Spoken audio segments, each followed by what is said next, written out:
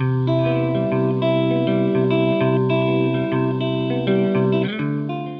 to Mom in Mind, where we dive into all aspects of perinatal mental health and wellness related to pregnancy, birth, loss, postpartum, and new parenthood. It's so much more than postpartum depression. We raise the volume on all of these topics in the hopes that someday everyone will have the support and info that they deserve before they need it. Please note this podcast is not a replacement for treatment by a professional or professional training. Welcome to Mom in Mind. I'm your host, Dr. Kat. I'm coming on today mostly just speaking from the heart and mind about a couple of things that have been really up front in my thoughts lately. There have been several tragedies in the news and in our communities of mothers and babies we've lost related to postpartum mental health. And it's been an education, to say the least, to have something like that happen in my own community. And to feel really called to kind of, I guess, pay attention to how people respond when there's a tragedy related to postpartum psychosis and what happens to the family and the community. So I'm kind of going to be speaking from my local experience here, and it may resonate with you who have experienced things like this in your community. One of the things that has really, really stood out to me is the kind of split that we have within our society and culture when something happens like this, like to a mother and a child. I'm not going to get into too many details other than to say there have been some tragedies that involve loss of life related to early postpartum. And what it looks like from the outside, from an educated in perinatal mental health person, is that these are probably postpartum psychosis related situations. What I have come to see a little bit more clearly is that from the outside, let's say people who are slightly educated or not educated at all, is there's a pretty big split. There's a split between people who say, oh, this must be postpartum related, or call it postpartum depression, or have some assumption that it has to do with something related to having a child, which is great. I was actually really surprised to see how many people made that assumption or thought that that might be a part of what's going on. The other side are the people who vilify these moms and families, really, really horrible statements about who they are and what should happen to them after they've done something so horrible that, they should be punished in the most severe of ways. And I get it. People don't understand what's going on. But all of this has highlighted the severe lack of information that most people have. Even the people who are well-intentioned and well-meaning, it's really hard to understand the intricacies of what happens during a postpartum psychosis. And sadly, it looks like we are in a culture of victim shaming and victim blaming in putting the responsibility on the people who are not well to somehow figure out how to also heal themselves when their resources are low, when their energy is low, when their mood is low, when everything just doesn't feel right. We're blaming them for what has happened to them. And frankly, I feel like it's actually really a failure on all of our parts. We don't have enough of a safety net yet for these moms and families. Some moms are trying to get treatment and get support, and some moms slip through the cracks and then don't get any of the help that they need, and then terrible things happen. So we not only fail them once, but we fail them multiple times. They don't get the help and services and support that they need during one of the most crucial and intense transformations in life, which is going from not having children to having children. And then when bad things happen, where do they go? Where do these moms go? Just from what I've been witnessing here locally, there's, a rush to cover the news story. There's all of these articles. There's hundreds of articles posted about the tragedy and what happened and whatever details they could pull together in and around the date of the tragedy. And the sort of buzz and worry and concern around it lasts for a couple of days, maybe a week. Then there's nothing. And not only nothing in the news, but then nothing in the way of helping these families.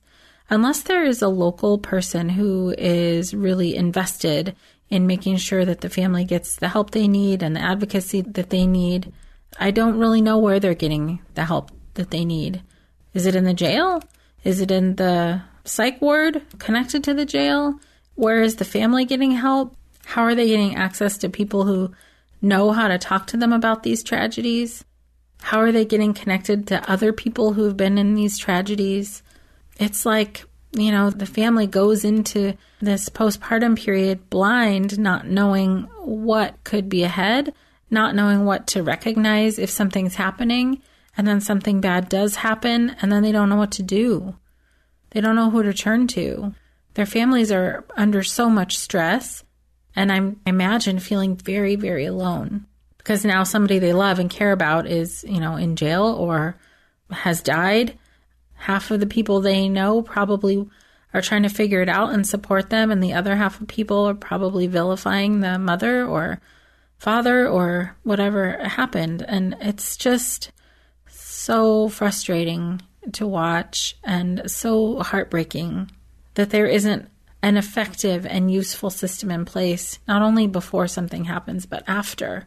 What happens after? All we see in the news is the initial story. These folks and these families live a lifetime with this. I don't know if they get the help they need to process this, to understand this. I hope so. But most of our society and culture is woefully undereducated or uneducated about what can happen during this period of time, about how bad it can really get. And for me, not knowing a whole lot about the legal process at this time yet, what happens to the moms if they survive their tragedy is a very long road. And their road partially depends on the people who end up surrounding them and supporting them. So if they've committed a crime, there's so many things in place that are going to be affecting her at any given time. One is the overarching law. Like, what laws do we have in place that recognize this period of time and these tragedies? We don't have good laws for this. We don't have a good understanding in the United States of this legally. Then, if mom goes in and doesn't have the means to get a representative, then a public defender is chosen. And hopefully that public defender has some knowledge or has some experience or has connections or has someone that they can talk to and adequately defend the mother. If not a public defender, then a private lawyer who also hopefully has all of those resources. Then which judge are you in front of? Does this judge have any sense of these issues? Are they willing to learn about it?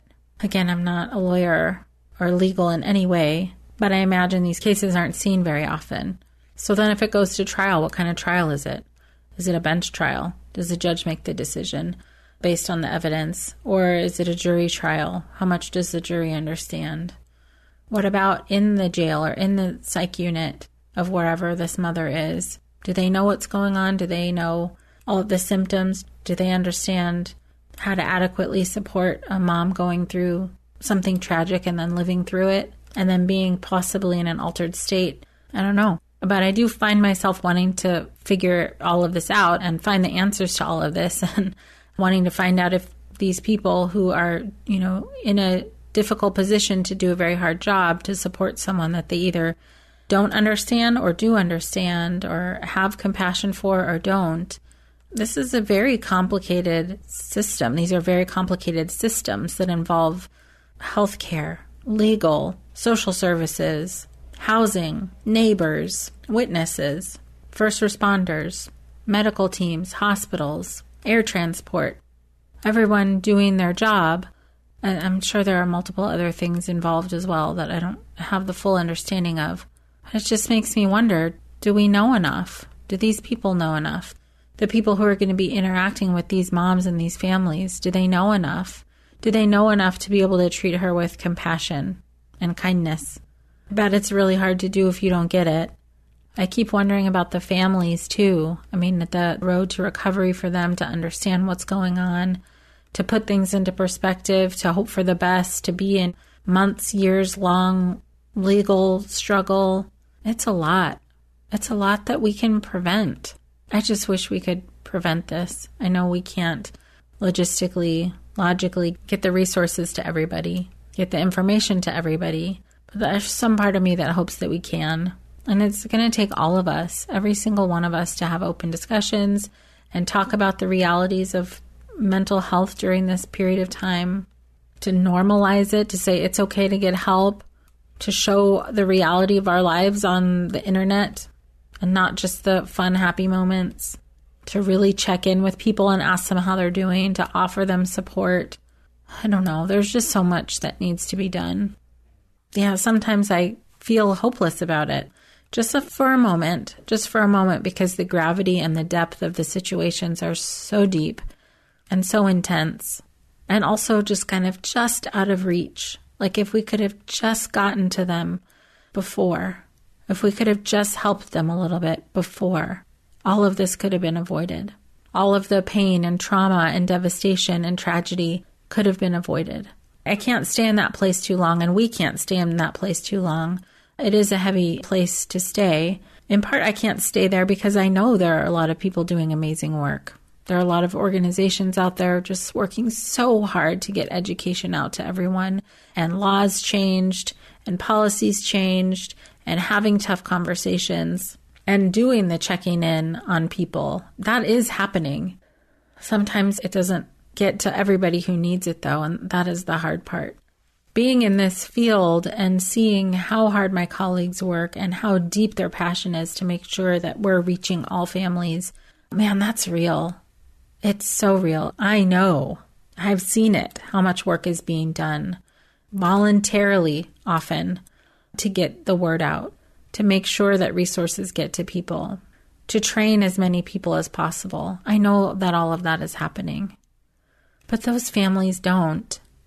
Those families who just went through the tragedy, they don't know. Hopefully they find out, but they don't know that we exist, that the helpers are here. They might not have even known anything was going on with their loved one. It's so hard to know. Or maybe they did and they felt helpless and they didn't know where to turn. I just go back and forth with this, that there's just so much more work to do. And we're doing it. All of us are doing it. Everyone who talks about it, if you listen to this, if you're sharing it, if you're doing your work and sharing your work, if you're starting groups, if you're being an advocate, if you're doing walks and climbs in your area for awareness, we're all doing the work. But those families that are affected, they still need our help after the tragedy happens, after the news story dies out. They're still in a process and they still need us.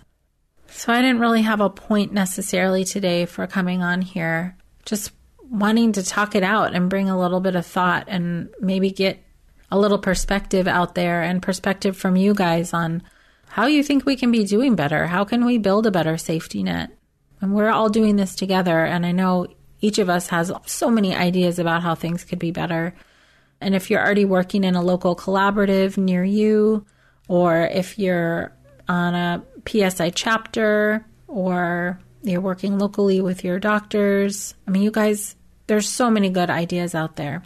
And I know all of you who are touched by things like postpartum depression or postpartum anxiety, you've been through the trenches of that and made it through. And so many people want to then turn around and help other moms. So our force is growing for sure.